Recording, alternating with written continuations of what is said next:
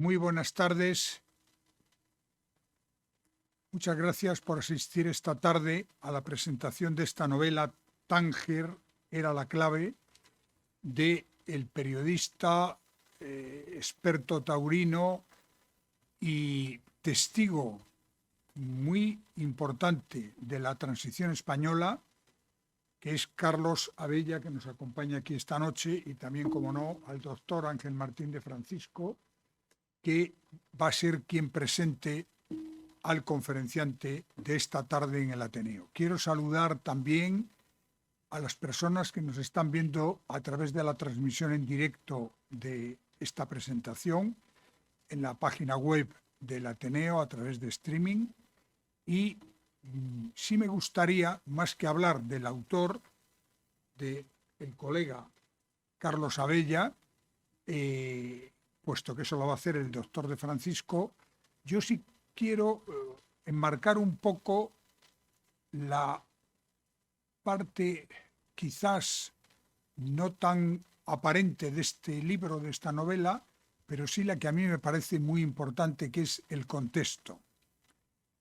Esta novela, como toda buena obra de ficción, pues parte de un hecho que ha sucedido solamente en una pequeña parte, pero que ha sido importante en el sentido de que nos sirve para también conocer cómo fue la transición española y las numerosas dificultades que tuvo que superar.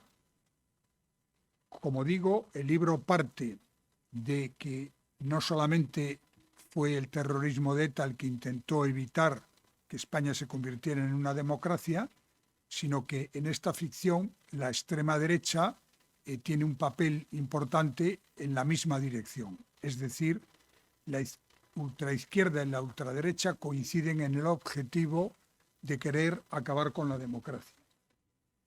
En aquel momento, y aquí veo que hay personas que por edad lo han vivido también, todo era confuso. Yo lo viví directamente porque ya estaba trabajando como periodista, y aquella confusión que había sobre qué es lo que iba a pasar y cómo se iba a producir la transición de la dictadura a la democracia, hizo que muchísimas cosas hayan quedado ocultas. Y yo sé que Carlos Abella, por su papel que tuvo en todo ese periodo, las conoce muy bien y podría, yo le animo a ello, escribir un libro, no como este, que es una novela, sino un libro a título de memorias en el que cuente muchas de las cosas que han quedado ocultas en los momentos de la transición.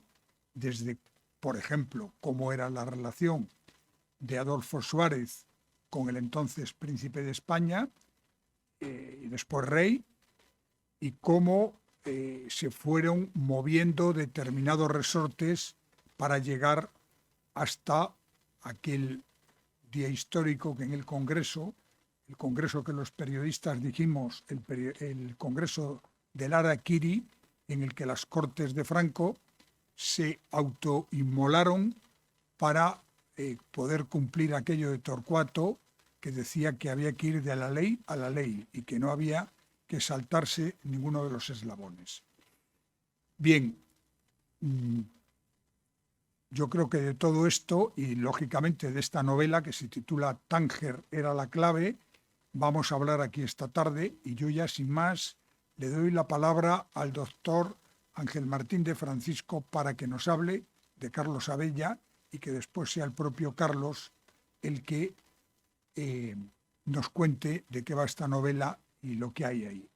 Quiero, antes de terminar mi intervención, recordarles que en la entrada se está vendiendo este libro, que yo estoy seguro que Carlos Abella estará encantado de firmarlo cuando terminemos esta presentación de Tánger era la clave. Muy bien. Novela, no soy crítico literario, afortunadamente, porque a lo mejor lo cuento más sencillo, ¿no? a no ser ningún especialista. Yo soy amigo de Carlos de hace muchos años, le conozco muy bien y como ha dicho Manuel Ángel Castañeda, estamos en el año 1976. Franco se ha muerto el 20 de noviembre de 1975 y la novela comienza en el mes de marzo de 1976. Y es una novela que tiene el transcurso de 3 meses, hasta que Adolfo Suárez es presidente del gobierno. Se produce ahí, es una novela de ficción, pero tiene también mucha parte de historia, porque se cuentan muchísimas cosas de lo que sucedió en ese momento, ¿no? España, como se ha comentado, se estaba jugando la evolución hacia la democracia y, bueno, pues era un momento de mucha esperanza, pero también de muchísima incertidumbre, ¿no? Y muchas de las cosas que sucedieron en ese periodo y que se reflejan perfectamente en la novela explican bastante bien lo que está sucediendo hoy día, ¿no? Bueno, voy a presentar a Carlos. Es que presentar a Carlos es complejísimo, porque tiene tantas diversidades, tantos trabajos y tantas novelas, bueno, tanta historia. Él nació en Barcelona, pero a los 14 años, toda su familia es catalana, y a los 14 años se fue a Madrid. Y ya sabéis que cuando a un hijo de un militar que ha estado siempre en diferentes ciudades le pregunta, ¿tú de dónde eres? Pues a veces no saben decir de dónde son. No, es que estuve en Ceuta, pero luego fui a Marín, luego fui a Cartagena, ¿no? Dice, no, pero ¿tú dónde has hecho el bachiller? Dice, pues yo en Burgos, pero tú eres de Burgos entonces, ¿no? Entonces él hizo el bachiller en Barcelona, de manera que es catalán y profundamente madrileño, ¿no? Profundamente madrileño. Una mezcla interesante, ¿no? Para estos días, ¿no? Bueno, él en el año 72-74, bueno, estudió económicas en la Universidad Complutense de Madrid, estuvo en varios países, Hamburgo, Finlandia, Polonia, en temas comerciales en el 72-74. En el 74 ya se instaló en Madrid, definitivamente, vivió la transición democrática acompañado de Paco Fernández Ordóñez, era una persona muy conocida, ¿no? Y ha ocupado muchas posiciones en la vida política, ¿no?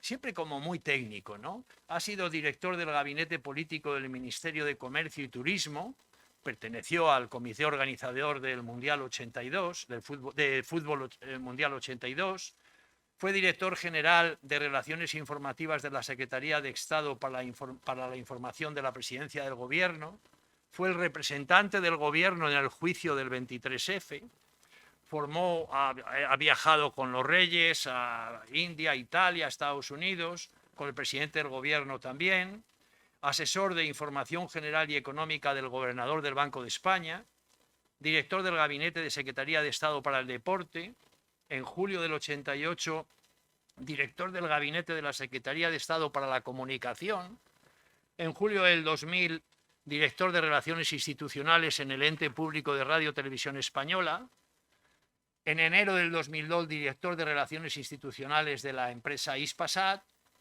en noviembre del 2002 ingresó en la empresa Grupo Telefónica Telefónico Contenidos como director de Relaciones Institucionales. En octubre del 2006 fue nombrado director general de la Fundación Real Madrid. Bueno, pues eso que les he contado casi no es nada comparado con la biografía taurina, que viene de tu abuelo y viene de tu padre, fundamentalmente. Ya nos podrás contar. Además que contaré, te quiero interrumpir para no... Sí. Una cosa que le pasó a mi abuelo aquí en esta plaza.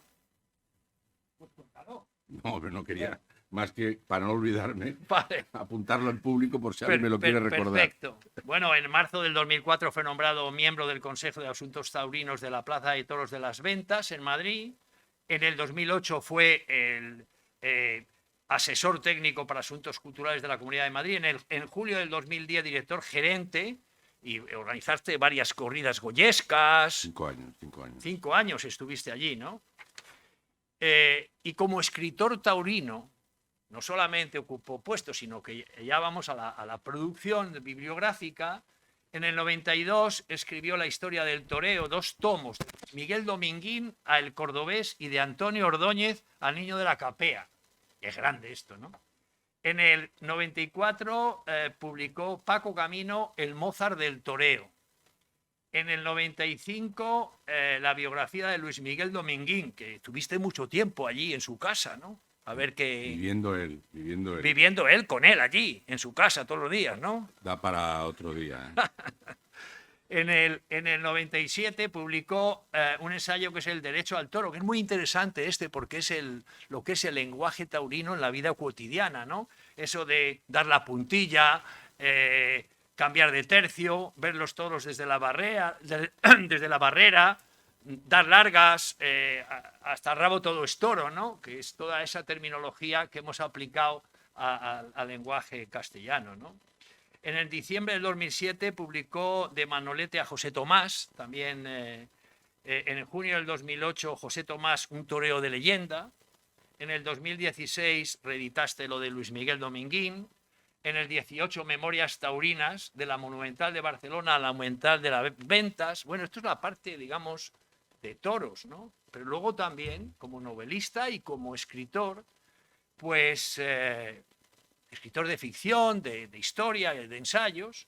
En el 97 escribió la biografía de Adolfo Suárez. En marzo del 2006 también volvió a reescribir Adolfo Suárez, El hombre clave de la transición. O sea que con Carlos podríamos pasar 3 días hablando de tantísimas cosas que conoces, ¿no? Muy interesante el libro del 2003, Murieron tan jóvenes. Se refería a personas como Che Guevara, Federico García Lorca, Marilyn Monroe, James Dean, John Lennon, Van Gogh, etcétera, ¿no? Esos que mueren jóvenes y se quedan ya como leyenda, ¿no? Y en el 2011 es cuando ya escribe la primera novela de Fernando del Corral, que es el protagonista de Tánger era la clave, un periodista de Ya, que esa novela más o menos ya veremos después de qué se trata, ¿no? Y ahora pues esta novela de Tánger era la clave, ¿no? Yo, eso de ese refrán, hay muchos refranes en la lengua castellana que son perfectos, ¿no? Por ejemplo, aquí se podría decir de casta le viene al galgo. También es verdad que trampean, ¿no? Los refranes castellanos trampean, porque lo mismo te dicen que no hay un 2 sin un 3, o te dicen a la tercera va la vencida, ¿no? O sea que, de todas maneras, según como... Bueno, pero es que tu padre fue también un gran historiador, una persona que era un químico y que posteriormente, ya avanzada ya su profesión, empezó a escribir muchísimas cosas. Yo tengo aquí muchos datos de lo que escribió tu padre, por ejemplo, La vida cotidiana durante la Guerra Civil, 2 volúmenes, uno a la parte republicana, ¿no? Y otro a la España franquista, ¿no? Por el Imperio hacia Dios, Barcelona cambia de piel, muchas obras. Ese libro no le gusta nada a los independentistas. ¿El cuál? El de Barcelona cambia de piel. Sí, bueno, él era una persona, he leído, que formaba parte de un grupo que era un poco en preservación de la lengua castellana en Cataluña, ¿no? Bueno, sería muy largo porque mi padre pues fue un hombre afortunado que en un momento determinado de su vida pudo elegir cambiar de vida. O sea, dejó de ser químico, claro, a ser escritor, y ¿no? gestor de empresas, a pasar a ser historiador, ¿no? Que era lo que él Bueno, pero luego escribía en La soñaba, ¿no? Vanguardia, luego en el programa de Luis del Olmo, también de muchísimos protagonista años. durante muchos años, ¿no? Bueno, entonces decía que esta novela, vamos a hablar un poco de la novela, esta novela viene precedida por Fernando del Corral, ese periodista de Ya, que en la novela anterior, que se llama Las cartas del miedo, es una persona que, digamos, era de la España republicana, salió al exterior, pero conocía todos los eventos que habían hecho los republicanos, bueno, pues asesinando y torturando, etcétera, y les conocía. Muchos de esos se pasaron luego dentro a los sindicatos, etcétera, a la policía, y denunciaron a los que les denunciaban a ellos, ¿no? Bueno, la historia es que Fernando del Corral pues investiga la muerte de este republicano que vuelve a España y se lo cargan, ¿no? Más o menos. Bueno, esos fueron los antecedentes. Y ahora vamos a Tánger era la clave, ¿no? que yo no voy a contar la novela. Esas novelas, los que presentan, he visto yo, que yo no he presentado ningún libro, pero he visto que no se habla de cómo sucede todos los eventos, ¿no? Pero sí que hay una cosa que es verdad y lo apuntas ahí en la novela. Los jóvenes no están emocionalmente concernidos en la época de la transición. No lo saben, no les interesa, no están emocionalmente interesados.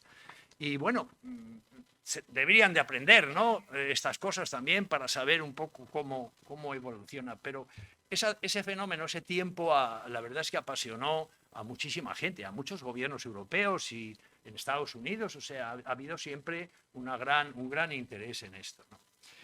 Entonces, bueno, la novela lo que hace es que narra a un periodista que está en Polonia, y le llaman a la dirección del periódico para que investigue una situación que está sucediendo en España, que son atentados de la extrema derecha. ETA estaba matando, pero va dirigido especialmente a esto. Y la novela reúne muchísimos aspectos que son de mucho interés.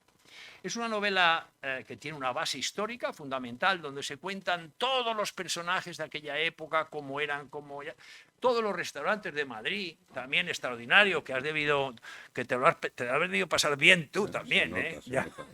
Se nota. Sí, y es importante esa base histórica para conocer un poco por qué hemos llegado hasta aquí, ¿no? Y dónde estamos.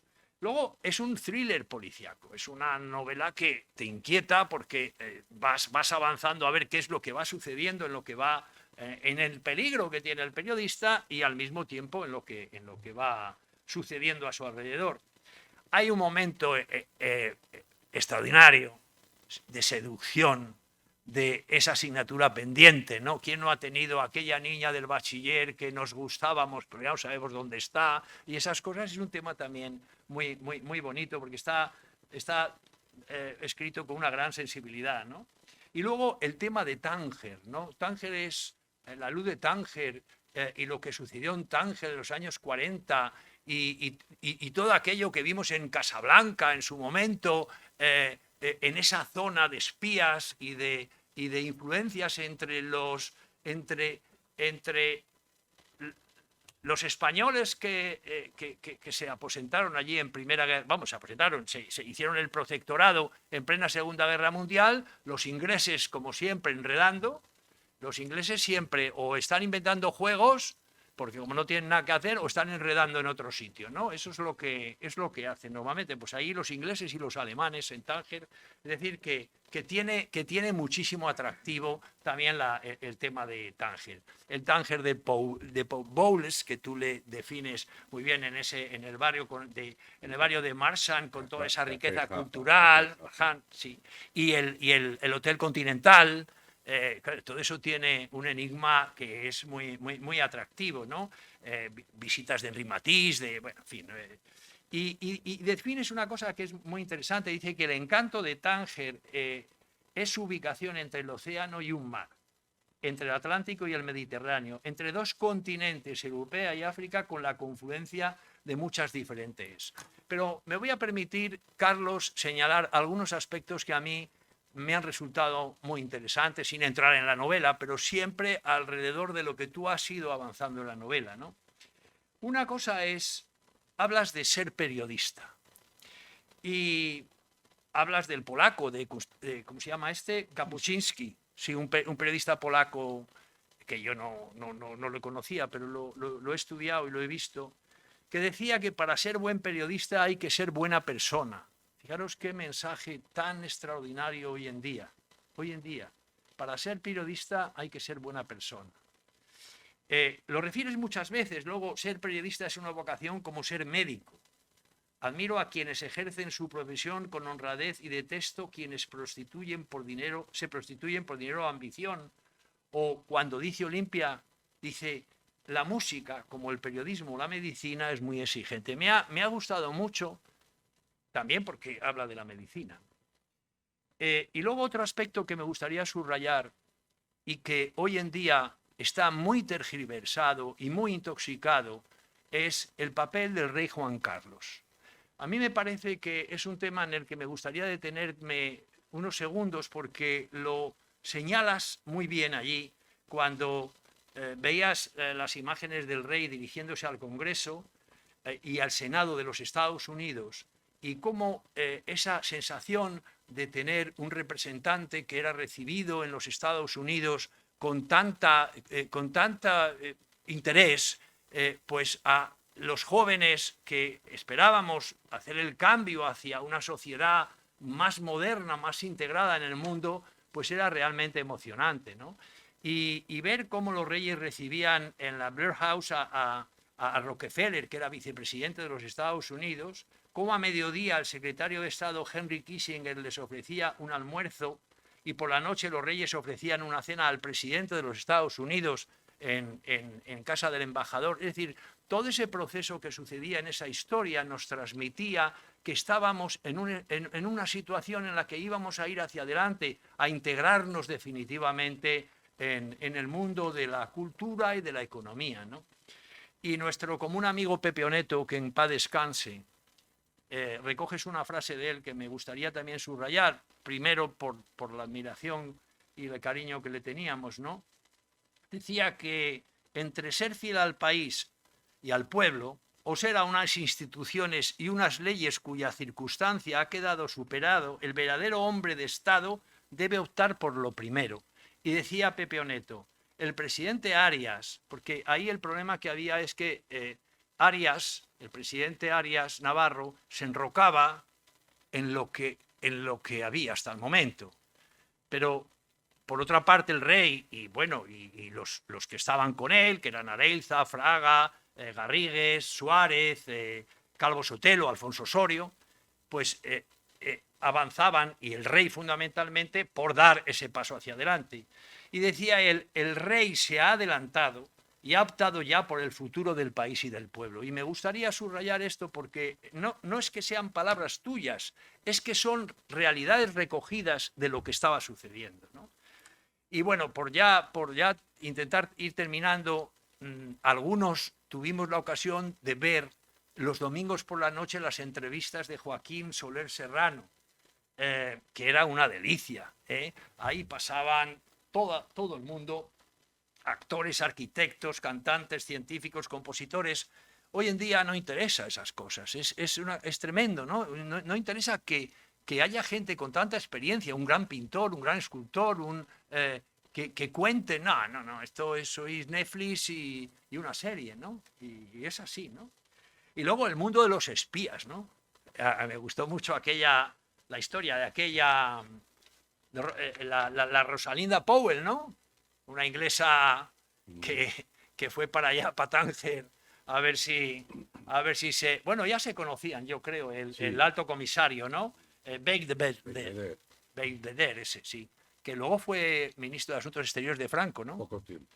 Bueno, la cosa es que allí fue la Rosalinda, que se habían conocido en Berlín, y fue a ver cómo enganchaba para dar la información a los ingleses. Bueno, aquello es que Tánger era el pulso entre lo que eran los alemanes y los ingleses en la Segunda Guerra Mundial, ¿no?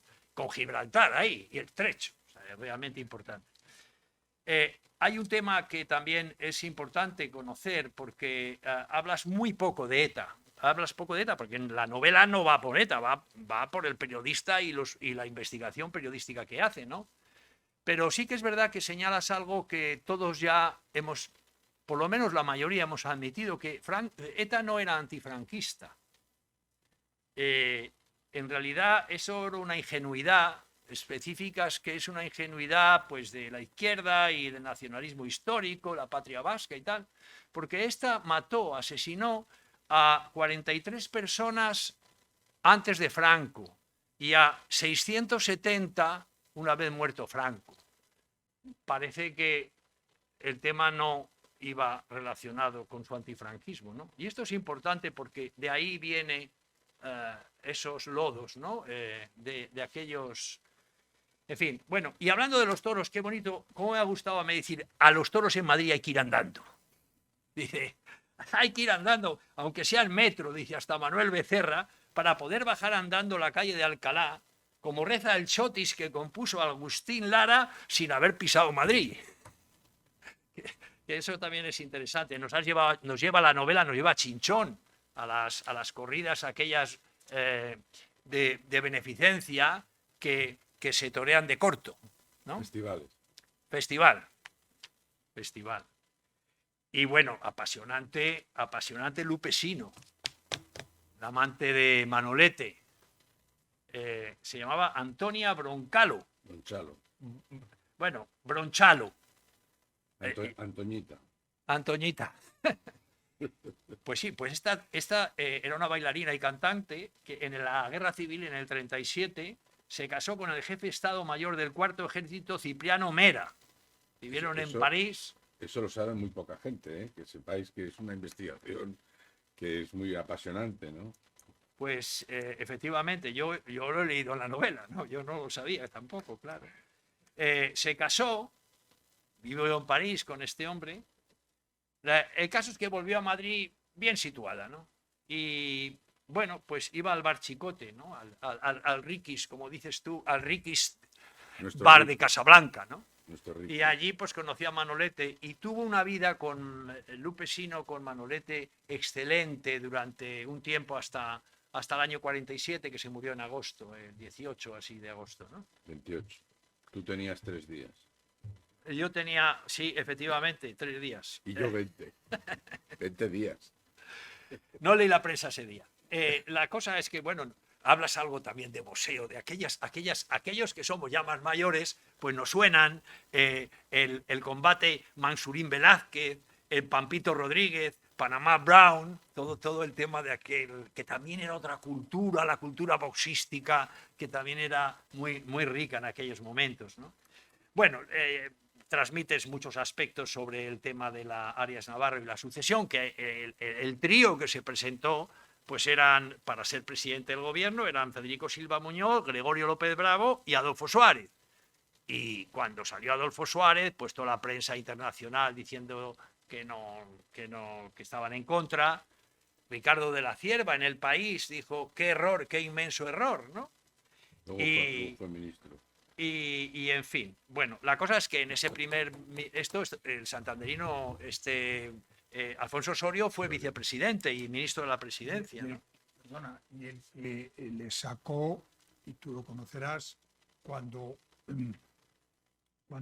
el presidente es recién nombrado, se encuentra con que no encuentra equipo y que muchos de los pesos pesados de entonces, que estaban muy influidos por los que ni tan siquiera estuvieron en la terna, es decir, por el conde de Motrico y por Fraga, le decían que no, que ellos no querían ser ministros. Y fue Alfonso Osorio, el que le dijo, no te preocupes. Y formaron el equipo de gobierno, puesto que la mayor aportación ahí la hizo Osorio, en aquel gobierno que se denominó el gobierno de los penenes, que era cuando el penén era el profesor no titular, sino el ayudante, y que luego hicieron una magnífica labor. Bueno, ya para terminar, como veis, la trama de la extrema derecha, el periodista, Tánger y tal, eso está en la novela, yo no lo voy a comentar, ¿no? Todo el thriller de investigación y de persecución.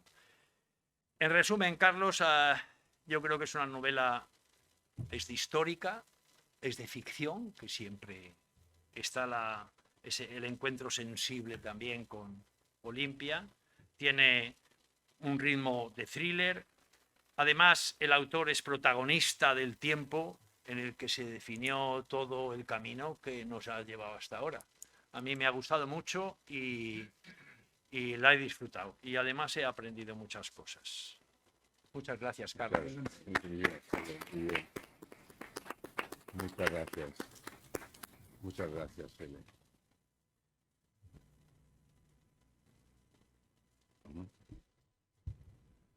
Bueno, muchas gracias por estar aquí esta noche. Se oye bien, ¿no?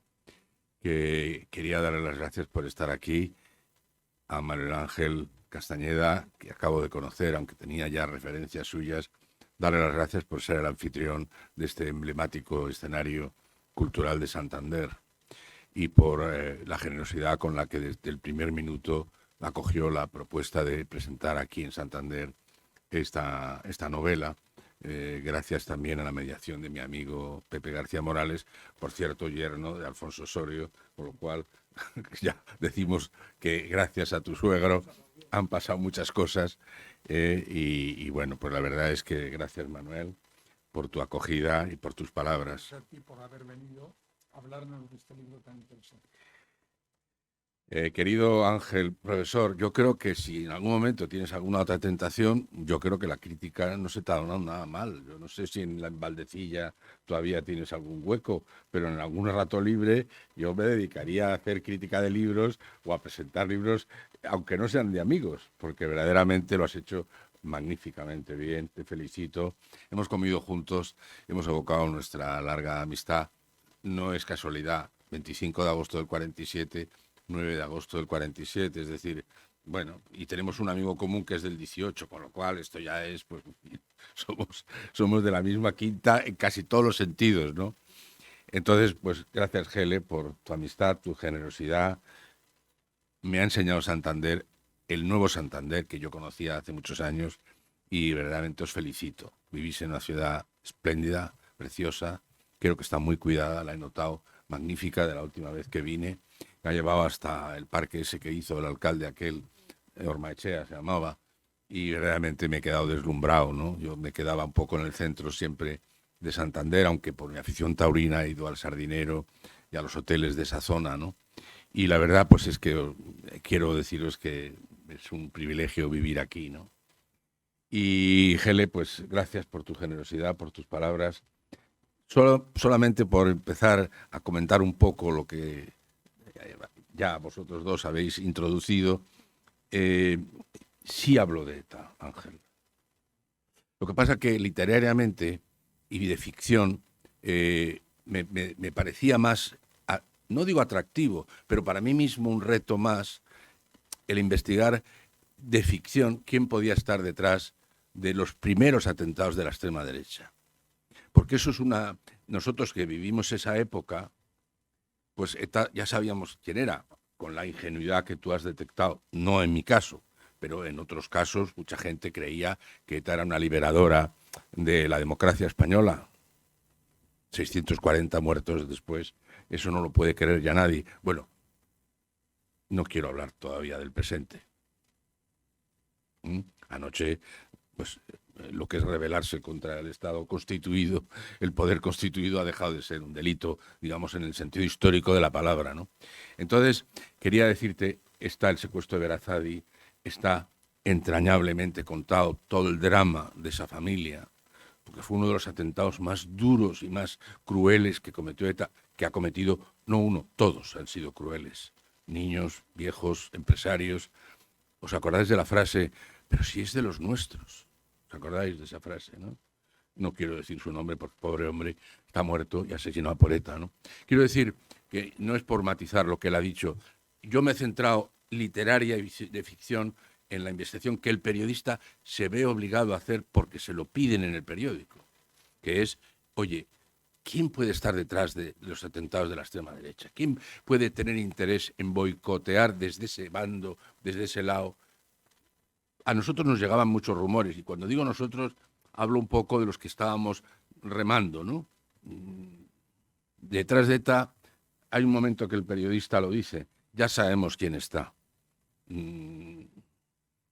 Ya sabemos quién está. Creo que los puntos suspensivos todos interpretáis y los rellenáis con el apoyo que tenía de algunos países flamencos, Bélgica, concreto, de alguna parte de la Iglesia, del Partido Nacionalista Vasco, en fin. Pero en cambio la extrema derecha eran todos franquistas, era un apoyo internacional, eran fuerzas que suenan de una especie de conspiración que existe en el mundo, que financian movimientos terroristas que no son exclusivamente, digamos, comunistas o anarquistas. Bueno, esa es la trama que yo quise contar en esta novela, ¿no? En las palabras que había preparado, quiero decir que yo siempre quise escribir. Yo siempre, o sea, soy hijo de químico, que luego devino historiador y escritor. Y siempre quise escribir, porque mi modelo ha sido una persona que era el mejor amigo de mi padre, para mí un extraordinario periodista y un extraordinario escritor, que era Néstor Luján. Yo he tenido el privilegio de ser niño querido por los amigos de sus padres. Néstor Luján estaba soltero, no tenía hijos, y yo tenía los Reyes Magos de mi familia y los Reyes Magos de Néstor Luján. Es decir, que yo he sido querido por una persona para mí relevante, un extraordinario escritor, uno de los hombres que mejor ha adjetivado cualquier cosa de la que hablara, el hombre que me introdujo en la personalidad de Josep Pla, el gran periodista catalán, que por cierto, si queréis os cuento, que muere el 23 de abril de 1981, el día de las letras, el día de San Jordi, y que adivinó y previno lo que iba a pasar en Cataluña, y lo sabía muy bien. Y en una casa de Carlos Sentís, el gran periodista, que celebraba todos los meses de julio una reunión con mucha gente del Ampurdán, pues estaba Pla sentado y pasó Pujol, que acababa de ser nombrado presidente de la Generalitat. Y entonces Pla le dijo: «Usted será un hombre nefast per Cataluña». Pujol se sintió aludido inmediatamente, se giró y le dijo a Marta Ferrusola: «Pla ya está bebido». La frase de Pla era: «Usted será un hombre nefasto para Cataluña». Bueno, no quiero entrar en si fue nefasto o no, que lo fue, pero lo fueron quizá más sus herederos, ¿no? Que de alguna manera pues quisieron superar lo que era la visión exclusivamente catalana de la transición, ¿no? Es decir, yo siempre he querido escribir, siempre he querido. Muchas veces, y Elena, que está aquí, que me conoce también desde esa época, yo aceptaba responsabilidades de trabajo porque pensaba que era una nueva experiencia que podría contar algún día. Y que alguna de las cosas que ha centrado y ha contado Ángel, el profesor, el doctor, es que decía, por ejemplo, has contado que estuve en el Consejo Superior de Deportes. Bueno, la primera cosa que hicimos fue convocar a los presidentes de los clubes de fútbol. Es una cosa que yo jamás pensé que iba a conocer. No vino Jesús Gil. Vinieron todos menos Jesús Gil. Bueno, porque él no se consideraba como los demás, porque nos llamó para citarnos al día siguiente en una comida en un reservado de Alasdair Frontón. O sea, cosas que yo he vivido a Jesús Gil, yo no pensé nunca que iba a conocer, ¿no? Entonces, bueno, pues puedo contar esa peripecia, ¿no? Entonces yo siempre he querido contar, siempre he querido escribir. El primer artículo que escribí, yo vivía en Hamburgo, como ha contado Gele, y no había vivido una campaña electoral nunca. En el año 72, pues aquí no había lo que era la participación ciudadana, ¿no? En eventos de ese tipo, ¿no? Y estando en Hamburgo había una campaña electoral a la Cancillería y el candidato de la socialdemocracia era Willy Brandt y el de la democracia cristiana era uno que se llamaba Rainer Barzel, ¿no? Y fui a 3 mítines. Yo había ido en mi vida a un mítin, porque los hacían un poco en la calle, no eran locales cerrados, ¿no? Y bueno, pues Willy Brandt me atrajo, la personalidad enorme del que fue alcalde de Berlín, y me acuerdo que me inspiró a escribir un artículo y dije, pues voy a cumplir lo que Néstor un día me dijo: ojalá heredes un poco lo que nosotros hemos invertido en ti, ¿no? Y entonces pues me puse en mi sitio donde yo vivía y le mandé un artículo a Destino, a la revista Destino. Y me contestó: bueno, Carlos, estás en el buen camino. La verdad es que me salió y ahí dije, esto es lo que yo quiero ser. En la vida a veces hay que aparcar la vocación, lo que uno quiere ser, por lo que uno tiene que hacer.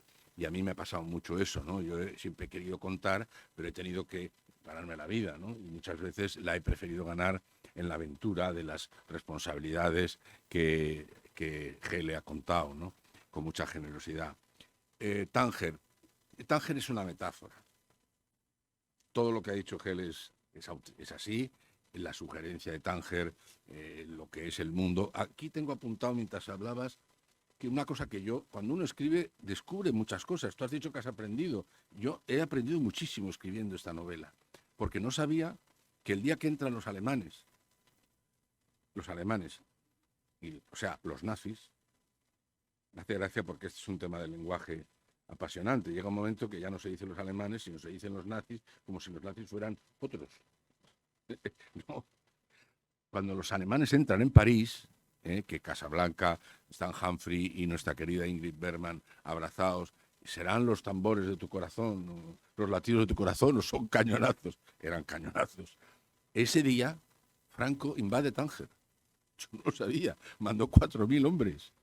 ¿Por qué? Porque así rompía, como Francia no se podía defender del protectorado, pues así se hacía con Tánger como punto estratégico de colaboración con el eje, digámoslo así, Berlín, porque así dominaba el estrecho. Yo no sabía esa historia, ¿no? Me quedé fascinado de verdaderamente la posición estratégica de Tánger en los momentos clave, pues es decisiva, ¿no? Para lo que ha contado Gele de la historia sentimental que está contada por María Dueñas en su magnífica novela, ¿no? Entonces, Tánger es una metáfora del norte de África y del país que domina el norte de África.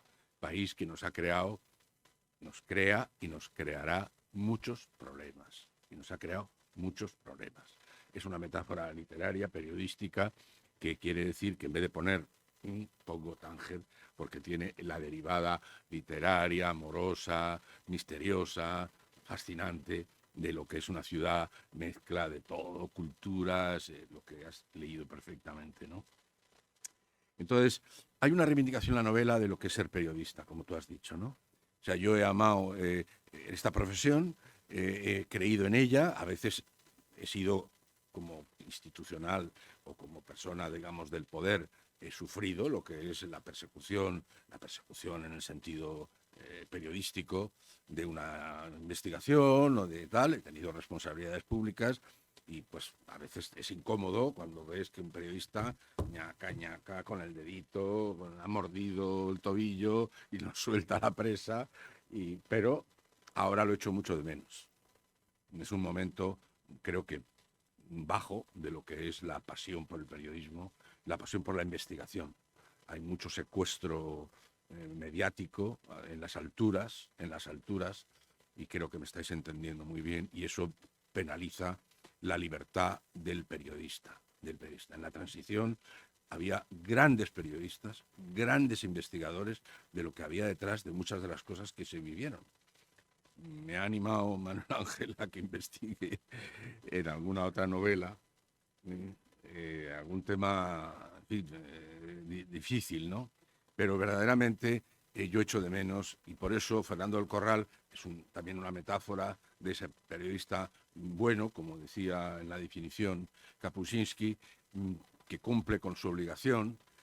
Creo que en la novela hay unos diálogos muy, creo, ingeniosos entre el periodista franquista que está en la redacción, que se llama Matías Fernández, que es un periodista del franquista y por tanto que añora, hemos luchado para lo que hemos luchado, no para que ahora vengáis vosotros, y entonces Fernando se opone y le dice, vale, tus razones son las tuyas, pero hay que apostar por el futuro, tenemos que confiar en que esto saldrá adelante, ¿no? Tánger era la clave. Yo hubiera querido en la novela poner a Tánger como escenario más al principio, pero mi editora me aconsejó que tenía que ir como preparándolo, ¿no? Preparándolo. De modo que Tánger existe desde la página prácticamente 5, pero luego como escenario de desenlace no es hasta más adelante. Más adelante, cuando ya definitivamente tienen ya argumentos, pruebas de que la resolución de la investigación se va a producir en Tánger, ¿no? En la ficción, Ángel ha definido muy bien todo lo que el periodista cuenta que pasa, es lo que pasó. Es lo que pasó. Arias, la destitución, el viaje del rey, ese detalle en el que es detenido.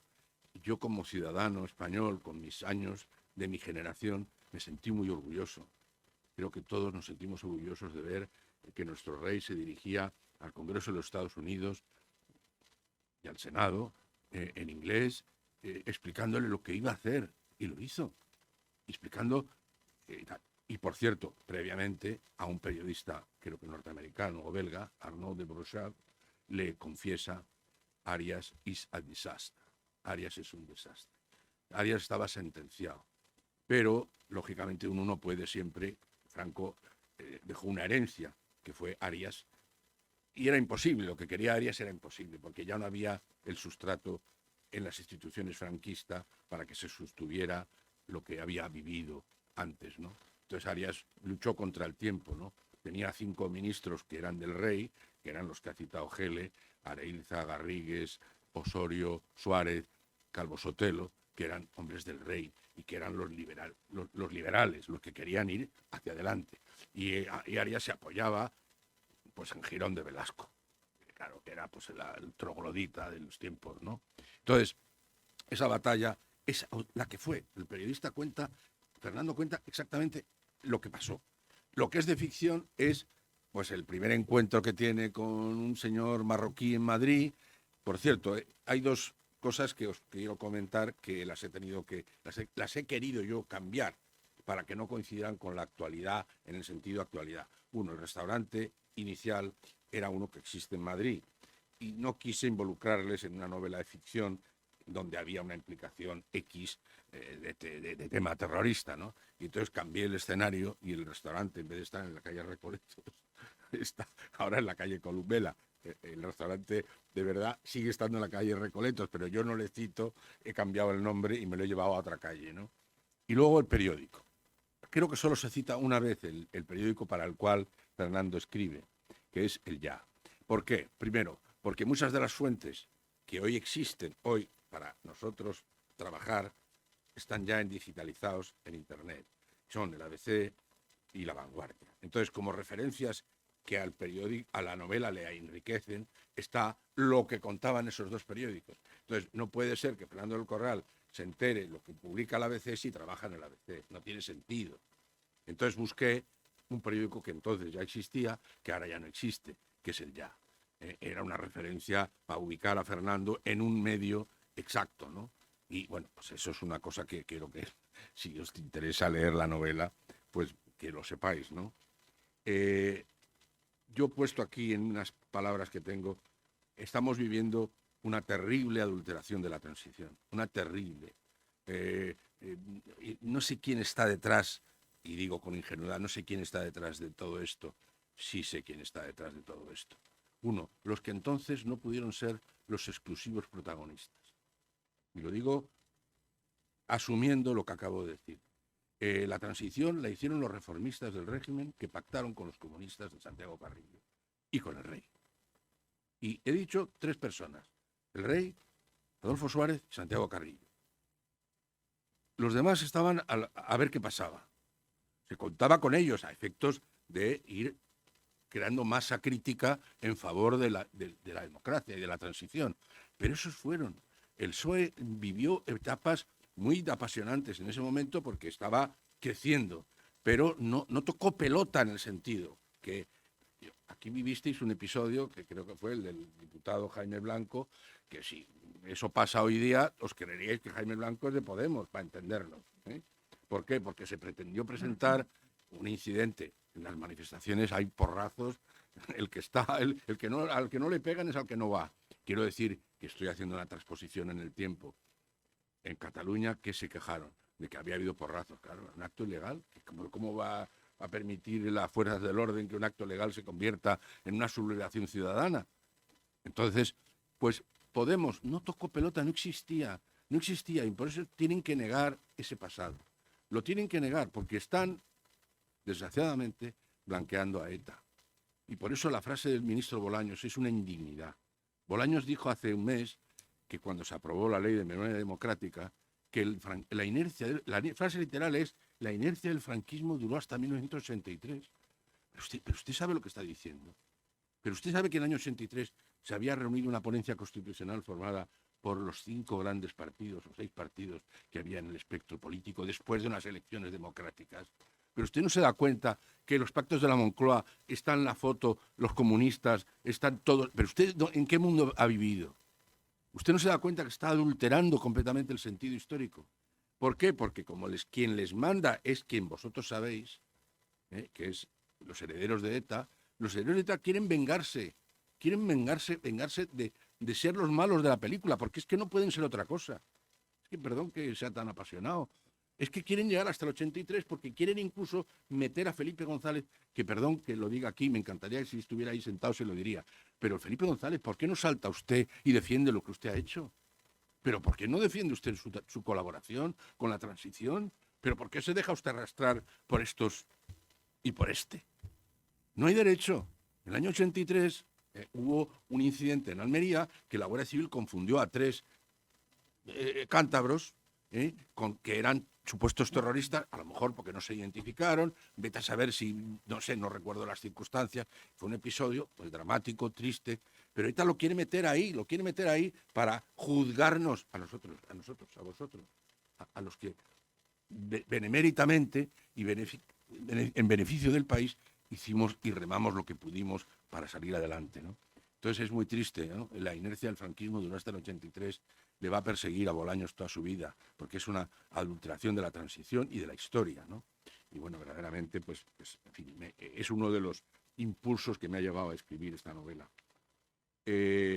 Ha citado Gele muchas de las cosas que ya están en la novela y quiero hacer algunos añadidos a las frases o algunos comentarios que se han hecho aquí.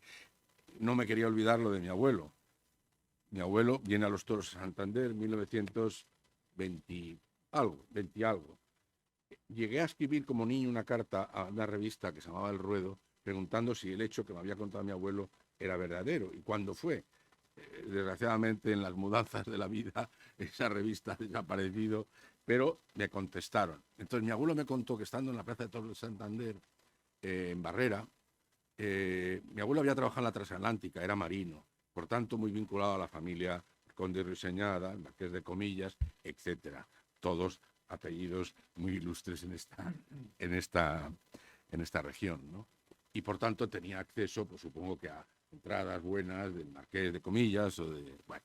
Y estando en la Barrera, el espada fue a descabellar y, como pasa a veces, el toro derrotó y el estoque saltó y se le clavó a mi abuelo en el brazo.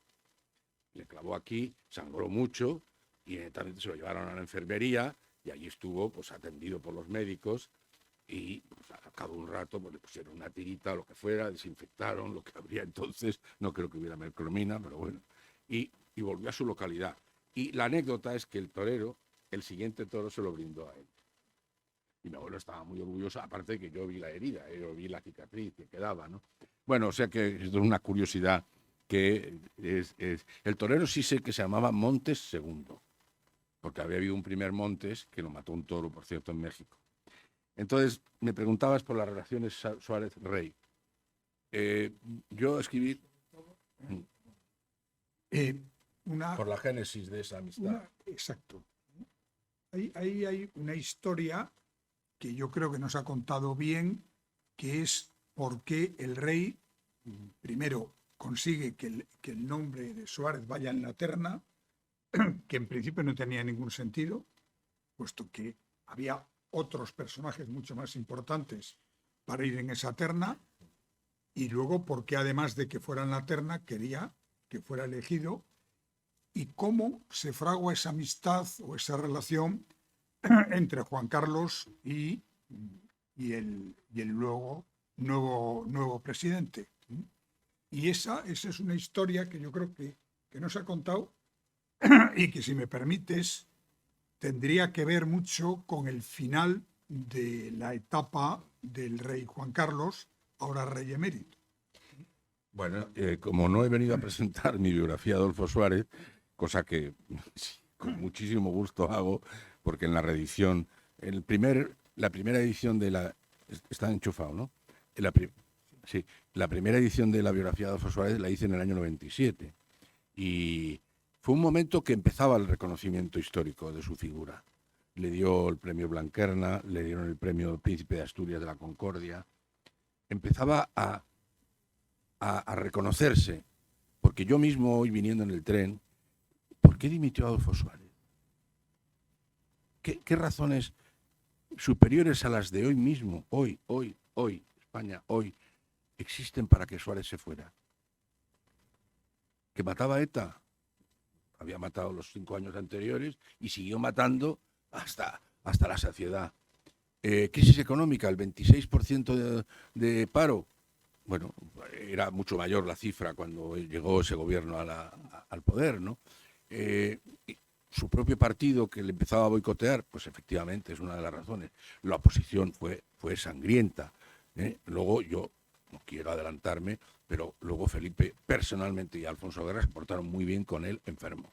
Muy bien, lo sé, porque una de las cosas que puedo presumir es de que su hijo ha dicho y dice y me ha dicho que mi biografía es la más completa de su padre.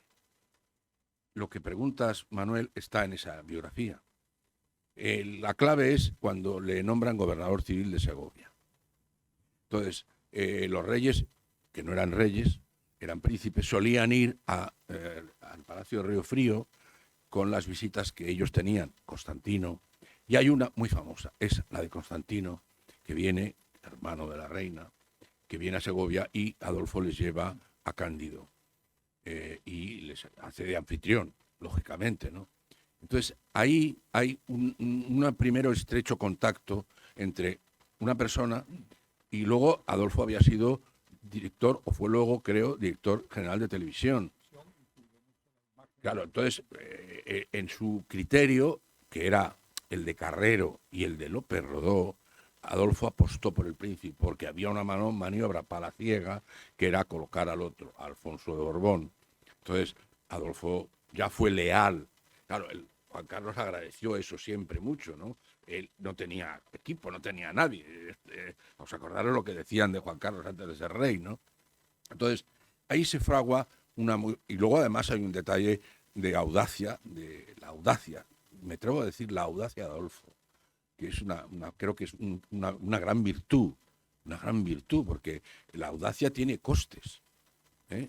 La audacia de legalizar el Partido Comunista para él tuvo un coste altísimo, que fue el odio de los militares, o de algunos de ellos, ¿eh?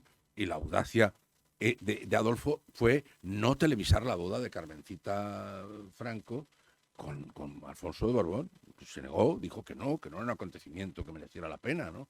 Eso le ganó la enemistad del ministro que probablemente le había dado la orden. O sea, la audacia esa de Adolfo nos benefició a todos, ¿eh? Por supuesto que estaba detrás el rey. Entonces ahí se fragua en Segovia, y en ese contexto es donde se fragua. Y ahora hay la historia que me contó Adolfo, hijo, que es la de la servilleta. Hay una servilleta que nadie ha visto, pero hay una servilleta por ahí danzando, que es que un día en esas visitas a Segovia, pues en el Palacio de la Granja, que aquí para allá, que no sé qué, le dice el rey: oye, Adolfo, ¿y después de Franco qué va a pasar? Y entonces Adolfo pues le dice: señor, me permito hacerle una chuleta con lo que creo que se puede hacer. Hay que decir aquí, y está muy vinculado a esta tierra, el papel de Torcuato Fernández Miranda. Y quiero decir, como biógrafo de Suárez, y se lo he dicho a Adolfo, hijo, que si me permitís, con la única persona que Adolfo no se portó bien fue con Torcuato. Con Torcuato Fernández Miranda. Y no digo no portarse bien, quiere decir, los mentores, al entrar estábamos hablando de Sabino Fernández Campo, los mentores tienen un inconveniente, que es que cuando el protegido, el apoyado, empieza a volar solo y empieza a tener su propio criterio, pues el mentor es: no me digas ya lo que tengo que hacer, o ya lo sé, o déjame que yo lo gestione, ¿no? Y ahí yo creo que Torcuato es decisivo para que Adolfo esté en la terna. ¿Por qué? Porque era por familias, quiero recordar. Por un lado Opus Dei, por otro lado católicos, Silva, Opus Dei, López Bravo, ¿no? Y Adolfo. ¿Adolfo qué representaba? Pues nada, el magma ese que se llamaba el movimiento, que en el año 76 pues no era ya nada prácticamente. Pero ¿qué pasa? Que los que iban a votar en contra nunca votaban en contra de él y fueron eliminando a los otros que había. Hay una anécdota que no soy capaz de contarla bien, porque Miguel Primo de Rivera, que ha muerto y que es otro hombre muy importante en la transición, le mandó un jamón a una persona que no votó a Silva, porque si hubiera conseguido Silva los 16 votos, el rey hubiera tenido muy difícil no elegir al más votado. Al más votado unánimemente. Entonces, hay un voto ahí perdido que no favorece, y Suárez estaba en la terna, pero no había uno que tuviera la unanimidad, con lo cual pudo el rey decir: vale, gracias, por eso la frase famosa: estoy en condiciones de ofrecer al rey lo que me ha pedido. y de ahí viene el nombramiento de Adolfo, la propuesta, ¿no? Hay un episodio que yo cuento, aunque es una novela, hay episodios reales como lo que voy a contar, y no se ha contado con la... No, yo no tengo ninguna simpatía por lo que voy a contar, pero como creo que hay que tener valores en la vida, yo creo que, fíjate, cuando lo que vosotros vivisteis, los que estabais aquí, que es el deterioro de la figura del gobierno de Arias, que ya el rey no puede ya más decir en público que eso no es lo que él quiere, que le cita a una audiencia en el Palacio Real y solamente al entrar Arias se da cuenta de que está muerto, de que ya no puede seguir. Y no hay prácticamente ni una bronca, ni una escena, sino que Arias, señor, lo entiende y dimite. O es cesado, para entendernos, ¿no? Entonces, esa escena no se ha contado, no se ha contado porque no tenía buena prensa Arias y los periodistas preferían centrarse en que el rey se había librado de Arias que en el hecho digno, entiendo, de Arias de entender. Lo intentaron todo, ¿eh? Y lo intentaron todo después, y por eso le ha contado que cuando Adolfo quiere formar gobierno, pues se encuentra que con los que habían estado con él en favor del rey no le quieren ayudar. Ni Areilza ni Fraga colaboran en el primer gobierno de la monarquía. Y tiene que ser Alfonso Osorio el que diga, hoy está la Asociación de Propagandistas, la CNP, los demócratas cristianos, básicamente, que están en condiciones de entrar en el gobierno y de apoyarte en el sentido de formar gobierno, y así ocurre, ¿no?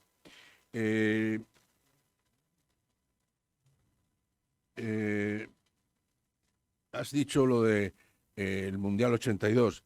Estuve en el Mundial 82, por aludir a alguna de las cosas que ha dicho Gele, porque había que cada ministerio tenía un representante en el comité organizador. Y yo estuve en el comité organizador el 23F. En vez de estar en el Congreso, que me hubiera tenido que tirar al suelo y estar ahí humillado por el señor que entró con la pistola, estaba en el comité organizador del Mundial bajo la dirección de Raimundo Saporta, que me había pedido que yo presentara el precio de las localidades del Mundial que eran al año siguiente. Y yo llevé la propuesta porque él me dijo, tienes que traer la propuesta de lo que cuesta la tribuna del mejor partido en la final. Entonces yo me acuerdo que yo llevé un estudio económico de tribuna principal al lado del rey, prácticamente, o de Pertini, cuánto iba a costar. Y estábamos en el Palacio de Congresos en Madrid, cuando de repente, pues a las 6:20, pues entró Tejero, ¿no? El juicio del 23F. Bueno, estoy contando cosas de mi vida que ha aludido Gele, ¿no? Bueno, pues me llama el presidente Calvo Sotelo y me pide que mañana vaya a una reunión. Me gustaría ponerme de pie por citar a las personas que estaban en esa reunión. Sabino Fernández Campo, Alberto Liar, ministro de Defensa, Emilio Alonso Manglano, jefe del espionaje, del entonces CSIC, no sé si todavía era CSIC, yo creo que era lo anterior al CSIC. Bueno, y me citan en un restaurante de Madrid y me dicen, acompañados de varios elementos del servicio, es que se dice el servicio, y me dicen que es que va a empezar el juicio y que saben por periodistas que los abogados van a implicar al rey en el 23F y que hay una maniobra orquestada por el abogado de Milans y el abogado, pues, puesto de Armada y de todos ellos, aunque tenían estrategias distintas, de esto lo hemos hecho porque creíamos, ¿no? Y entonces me dice, mira, Carlos, nos tienes que ayudar, te tienes que pasar allí una temporadita.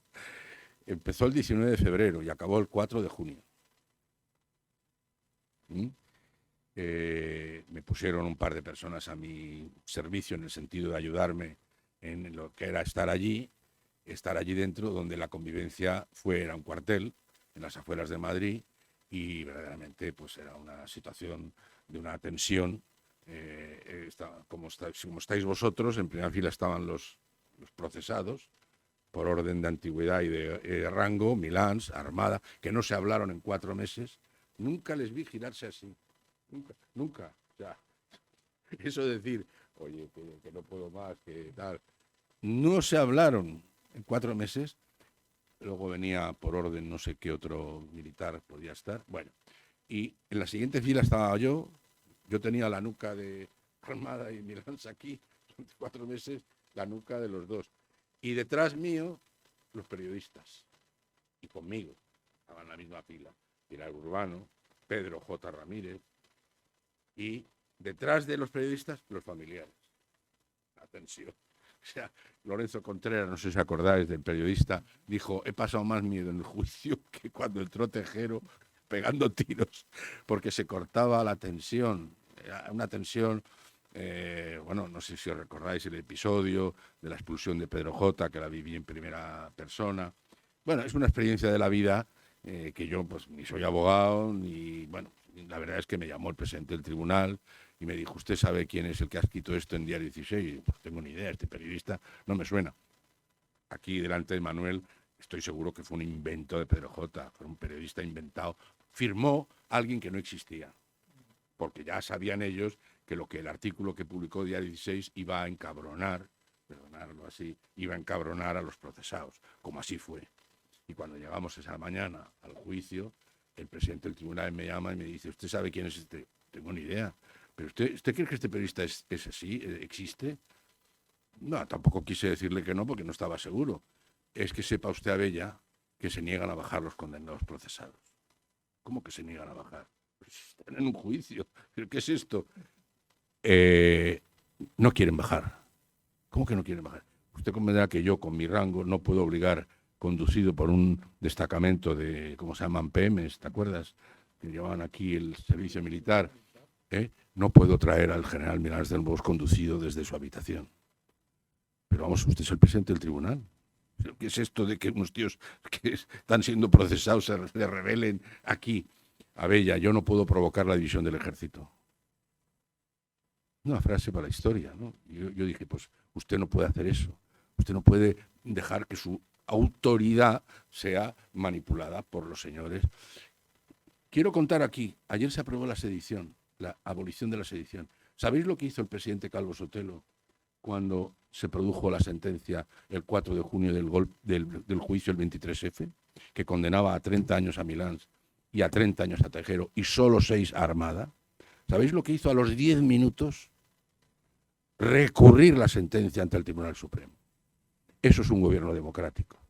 Eso es un gobierno que defiende a los ciudadanos de los que han asaltado el poder. Con las armas, en Cataluña no hubo armas, pero hubo todo lo mismo, que es subvertir el orden constitucional. Aquí ahora se les ha perdonado, se les ha indultado. O sea, pero no solo eso, es que se ha quitado el delito. A mí me da vergüenza. Yo tengo amigos extranjeros, no me atrevo a decirles que ahora la sedición se ha sustituido por, ¿cómo se llama?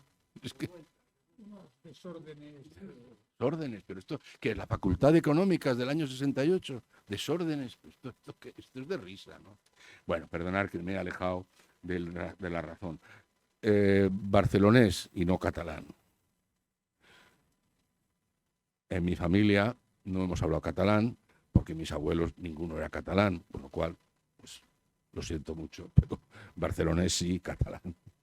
No lo digo por decirlo a ti, sino en general, porque desgraciadamente pues no he ejercido de catalán, aunque vivo en Madrid.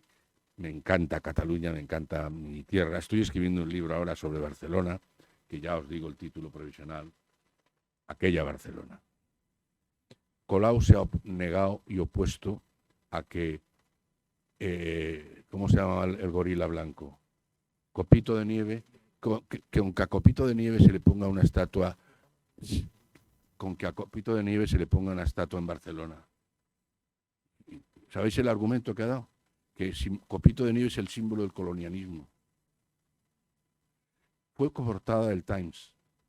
Fue portada, Copito de Nieve fue portada del Times. A Barcelona venían miles de niños de toda España y de todo el mundo a ver a los gorila blanco. Esa es la ciudad que ahora hay y no la que yo viví de joven. Y ya quiero concluir, me encanta el boxeo y por eso hablo de boxeo. y me encantan los restaurantes y por eso hablo de restaurantes.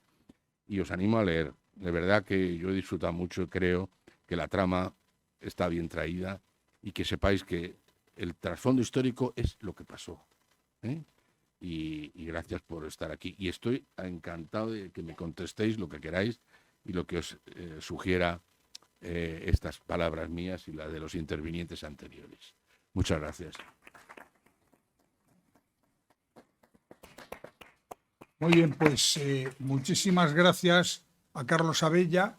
Y ahora quien quiera hacer alguna pregunta, por favor que lo indique con una seña y le pasaremos el micrófono para que oigamos la pregunta y la respuesta, lógicamente.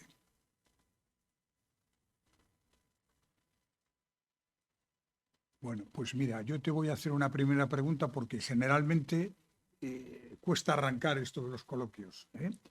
En el libro mezclas nombres de personajes históricos, auténticos, con algunos otros de ficción. ¿Por qué has hecho este juego en el que, por ejemplo, citas a muchos periodistas de la época? Con su nombre, ¿no? Con su nombre, y luego otros personajes que son claramente inventados por ti. Bueno, primero quería homenajear a los que cito con su propio nombre, lógicamente, ¿no? Porque, como he dicho antes, pues fueron parte importante. ¿Está esto? Sí.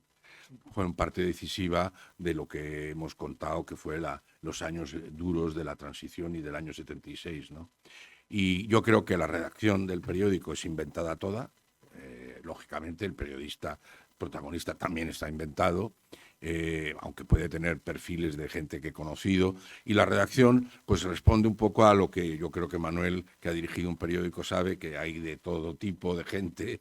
He querido darle pues protagonismo a la compañera de la investigación de Fernando del Corral, que es una compañera del periódico. He querido darle relevancia a las discrepancias que hay internas en un periódico, donde prima, y tú has sido director, prima el objetivo de lo que quiere la editorial y lo que quiere la propiedad, y lógicamente el sentimiento propio de cada periodista, ¿no? Que es pues como ciudadano, ¿no? Y luego, pues evidentemente creo que se distingue bien, no sé si no lo he conseguido, pues lo siento, ¿no? Pero cuando dice que va a comer con Sabino Fernández Campo, es que va a comer con Sabino Fernández Campo, no puede ser otro, ¿no? Y entonces, pues creo que se distingue el personaje histórico. Hombre, hay que conocer un poco la historia, quizá, ¿no? Para saber que toda la gente que sale, pues son personajes reales, pero que la redacción del periódico, por ejemplo, pues es como son inventados los personajes que están detrás de la trama. Es decir, el empresario que aparece como financiador de los proyectos, pues me lo he inventado. Los generales que aparecen al final en Tánger y del ejército marroquí, pues son inventados. Pero creo que se entiende que el general Halimi pues no existe en la realidad, no existía, ¿no? Es un invento mío, ¿no? Una pregunta, la clave en aquellos momentos, en aquellos meses, se estaba generando lo que era, eso sería la pretransición, pues la transición. Mientras, como hemos comentado antes, ETA no era antifranquista, sino que era un grupo que 95% de los asesinatos fueron después de la muerte de Franco. Entonces aquello condicionó algo que estamos sufriendo en este momento.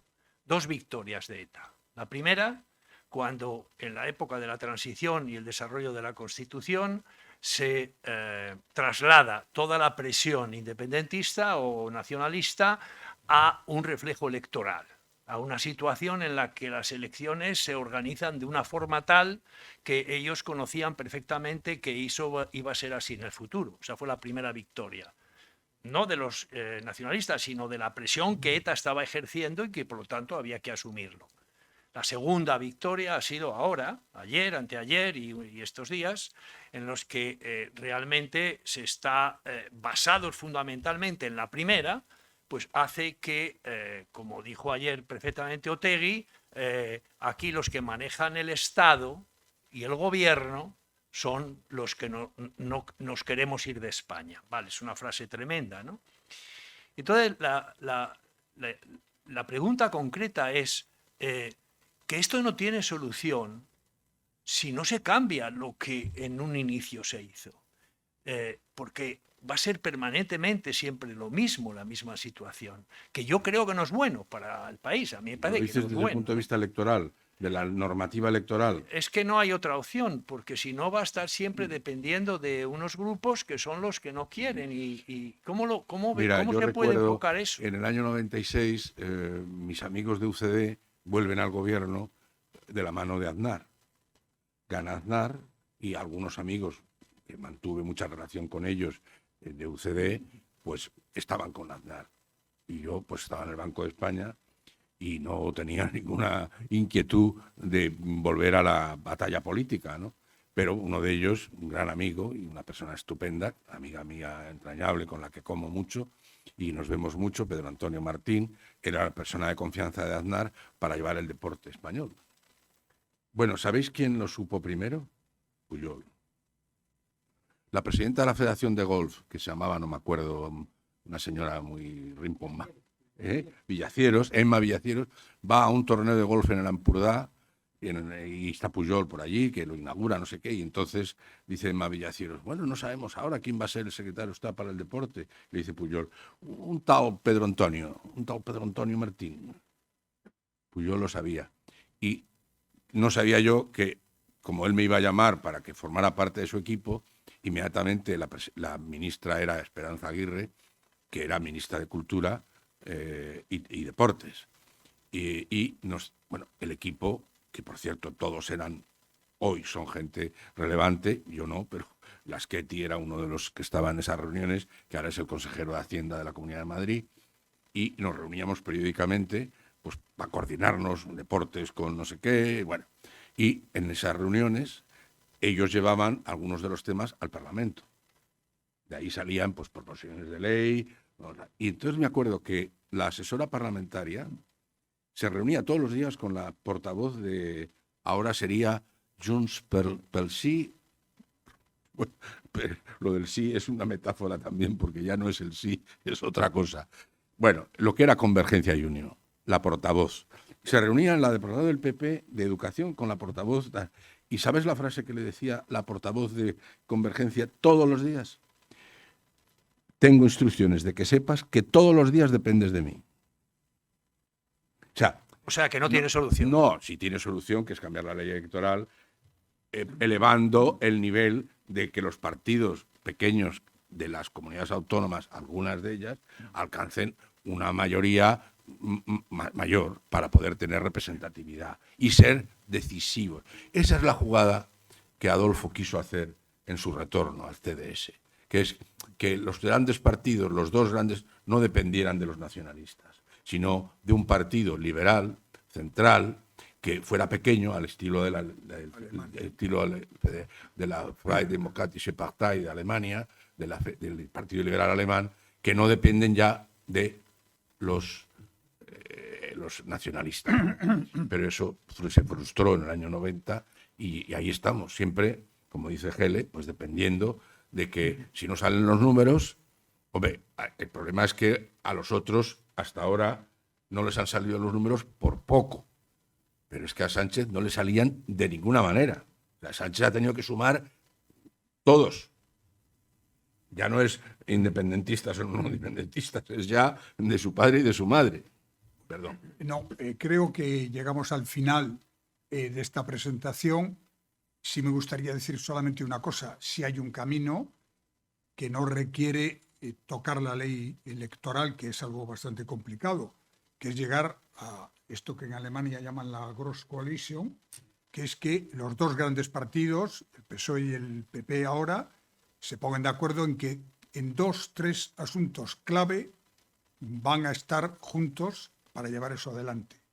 Y a partir de ahí se acaba la influencia de los pequeños grupos independentistas. Pero bueno, esa sería otra historia.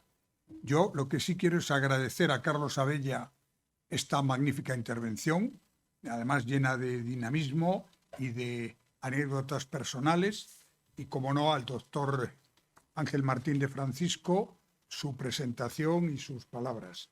Y a ustedes agradecerles su presencia y desearles buenas noches y un buen fin de semana. Muchas gracias, ¿eh? Muchas gracias. Muchas gracias.